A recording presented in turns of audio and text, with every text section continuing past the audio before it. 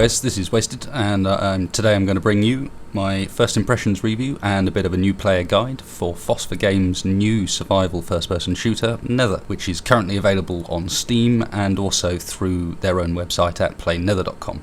The game is currently available as early access, which means that you can buy it now for the full price, and then as part of the package you receive for buying it now, you also get access to the beta immediately. Having purchased it, the first thing you will need to do is register and link your Steam account, which is a bit of a clunky process currently and something that hopefully they will streamline as they come nearer to release. You need to purchase it through Steam, then create an account on their website, then add your Steam account to their website, and then sync the website with Steam. And after all of that, you will be able to log into the game. Once you've logged in, the first thing you're greeted with is the server list, and the server naming scheme is one of the worst I've ever seen. For some reason they seem to have taken an approach that's a bit like the Diablo 1 naming scheme, where everything sounds and looks the same, and you need to pay quite a lot of attention when you're picking a server to make sure that you don't end up accidentally on a different one to your friends, for example. After picking a server, you're then given the character customization screen, which is a little odd given that characters are actually persistent, and much like in DayZ, for example, they will move between servers with you. So you don't need to continue to play on the same server, and I'm assuming that they will switch these around once the game client is a little more complete, and you'll end up having a persistent character screen that comes first. Character customization options at the moment are slim. You have two character models, there is a couple of different colours you can make your character, and then you can change the colour of his clothing. And anybody who's played any sort of survival FPS before will of course immediately pick the darkest combination they can find in order to try and stay camouflaged, and so everyone pretty much looks the same anyway. There is the opportunity once you get into the game to customise your character a little bit. You can buy cosmetic items from an in-game store, which I'll talk a little bit about later. And for the most part these are minor things and enable you to perhaps recognise teammates more than anything else.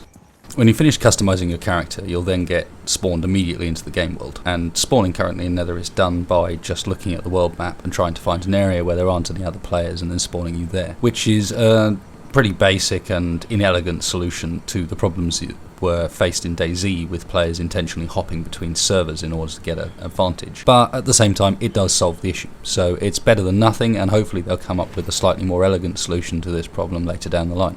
Your first life in Nether is likely to be pretty brief, it's likely to be fairly scary, and it's going to introduce you nicely to the horror vibe that runs throughout the game. When you first spawn, you have nothing but a kitchen knife to defend yourself, and with the ruined world of Nether around you, it becomes immediately clear that this is a woefully inadequate weapon.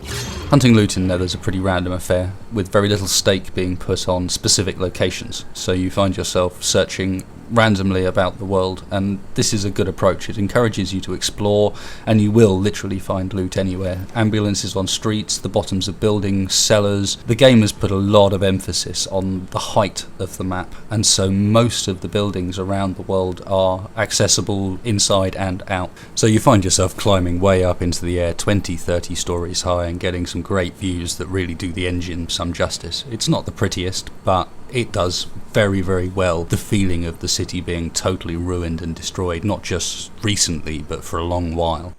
Currently only about a quarter of the world is accessible, although in the in-game map you can see the remainder, and the developers have said that they will slowly be releasing the rest of the map as the beta progresses so that they can test each part fully. As you make your first explorations around the city of Birmingham, you're invariably going to encounter your first Nether as well. The developers have said they want the Nether in the game to be one of your biggest concerns and potentially the biggest danger you will face as you try and explore the city. And I think this is a very nice approach and something that they're so far pulling off reasonably well. The Nether have the ability to teleport, which means that once you have attracted the attention of a Nether, getting rid of the thing is very, very difficult. If you travel more than a few meters from where it is, it will then teleport next to you, and it can do this through buildings, up and down floors, and they all do it. Add to this the fact that there are 4 types of Nether in the game that range from the Shrieker, which will scream and draw hundreds of nearby Nether from the area, or the Hunter, which will fire spines at anyone foolish enough to stand around nearby it, which kill most players in one shot. These are not creatures to be messed around with, and I think it makes the game itself have a nice level of tension and nervousness as you're moving around, knowing that even a well-equipped player is not going to be wanting to draw the attention of too many Nether. Assuming you can't avoid contact, often the best way of dealing with the Nether, regardless of how well equipped you are, is using the melee combat system, which has been implemented pretty well in this game. It's a little bit clunky currently, especially with some of the lag issues that they've been having in the early release of the beta. But with practice, there's a definite technique that you develop that's a little bit akin to jousting, and generally means that you can deal with single nether encounters quietly and efficiently without wasting too much of your ammo, meds, health, etc. It's also generally pretty beneficial to stay quiet wherever possible. Guns can bring an awful amount of attention very, very quickly, especially once you start picking up some of the bigger weapons. So melee becomes a thing that you will pursue throughout the game, even once you're equipped. There are currently 7 melee weapons in the game to add some variety to the melee combat, alongside something in the region of 8 guns that you can pick up and find around the area, which includes pistols, shotguns, SMGs, sniper rifles and carbines. Aside from weapons and combat, you're also going to need to worry quite quickly about keeping yourself supplied with both food and meds. The generally harsh nature of Nether has been brought through again with this, where the hunger system and your health are both very limited resources that you need to constantly be worrying about.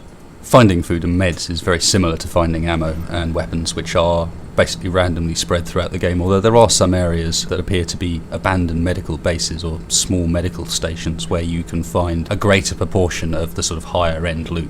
But even these are scattered fairly randomly around the map, and so there's still very little emphasis on certain areas and farming. The food mechanic works similarly to other games in that every action you take will slowly drop the level of food in your bar. However, in Nether it seems to be harsher than a lot of other games, where your food will drop quite dramatically if you're exerting yourself, like running or jumping a lot. So even standing still for too long or having to run from a group of Nether has consequences beyond just the obvious. Equally, your health can be quite hard to replenish. The largest of the med packs, which is very rare, only restores 450 of your health, and so finding sufficient meds if you're getting repeatedly beaten up is very, very difficult. You also have a stamina bar, which depletes whenever you're running, jumping or using melee weapons, and this is something you need to be keeping an eye on as well, because if you let it deplete the entire way down, it will then not regenerate for a short while, and this can often be the cause of your death if you're not paying too much attention when running away. As your character progresses, however, you will have the opportunity to improve various elements of it using the game's skill tree. Killing Nether, and also other players, will reward a small amount of experience, and so the longer your character survives in the world, the higher level it will become, and these points can be spent in a number of different areas to improve your character. Although it's worth noting that in Nether currently, if you die, you will lose any experience and levels gained on that character. The developers have said that this is potentially going to be a server option rather than something that's on by default in the future. However, right now on the beta, probably for testing reasons, every single server works on this basis. To avoid going through all the individual skills in this video, I've put a link below to a list of all the skills that are currently in the game. There are currently 6 different trees that you can put points in and advance up, each of which will give you a skill at levels 1, 4 and 10 each time you put points into it. In between those levels, they will give you a small benefit to whichever tree it is that you're going down. But again, if you're interested in seeing more about what each skill does, please look at the document I've linked below. My basic recommendation for where to start currently at least would be to look at putting your first 4 points into the strength tree in order to unlock the flak jacket, which will give you another 250 HP, which can be very valuable. Following that, consider putting the first point into the survival and stealth trees in order to gain the tier 1 benefits from there, as both of those will prove useful in the long run in keeping yourself alive. One element of the game that I haven't mentioned and is invariably present in games like this, and will probably be responsible for cutting down how far into that skill tree you can go, is PvP. Although it's possible to have friendly encounters in Nether, most players will currently shoot on sight, so it's something to watch out for when you're first exploring around the world, that do not expect other players to be friendly. This isn't a straight and fast rule, of course, and I've had some encounters where I've managed to pass another player and go on my own way. However, this tends to be when I'm the one with the shotgun and they're the one with the kitchen knife, so don't rely on this by any means. The best approach tends to be to try and avoid PvP combat, at least to begin with when you're first starting off in the game, and there's a number of ways in which you can help yourself do this. Obviously, moving slowly and checking out your surroundings before advancing, especially when you're intending on going across open areas, is always a good idea. It's also a good idea to consider where you're moving around the map. Areas around the north on the small island and also in the southeast of the map tend to be particularly hot for player activity. There are also various types of safe zone dotted around the map, although these should be treated with a certain level of caution, as obviously they attract other players as well. The developers are intending on using these as part of the solution to the problem as well, however. The main safe zone gets attacked once every few hours, and players are encouraged to go there and try and defend it from the Nether and reactivate the Nether devices, which are somehow protecting this area. But with the player base and how the game is set up currently, it's not a very attractive option. It would take far too much ammunition, meds and food to stand even the slightest chance of clearing that area out. It's something we tried with our group of 4 when we first started playing the game. Got together what we believed to be a very strong group. We were all kitted up, meds, ammo, guns, went in there and were torn to pieces by the number of Nether present. So it's definitely something that perhaps they need to tweak in order to work quite how they want. There are also other smaller safe zones on the map that currently don't have this attack mechanic in place, although I do believe that at some point in future they intend to introduce this for these as well. Right now, however, they just offer the opportunity to get somewhere safe and access both your global inventory and the shop. Now these are words that would often worry people when used in a game like this because they'd suggest free-to-play mechanics and generally a game advantage, but the way Phosphor have introduced them into the game currently seems to be nicely balanced and not overpowered. The global inventory basically allows you to store 15 items which will persist through your character's death and will be accessible from any of the safe zones around the world.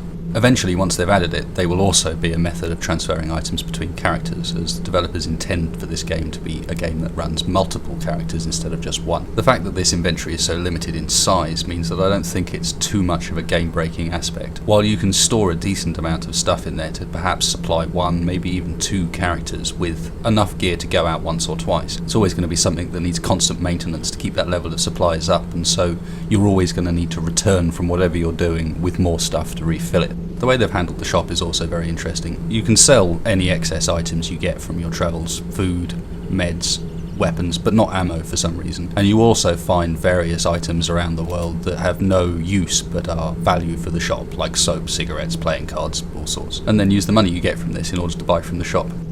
Now, for the in-game currency that you find, the dollars you find lying around, you can buy ammo, meds, food, and general supplies, backpacks, that sort of thing. However, it's all been priced to a point where it is very, very expensive.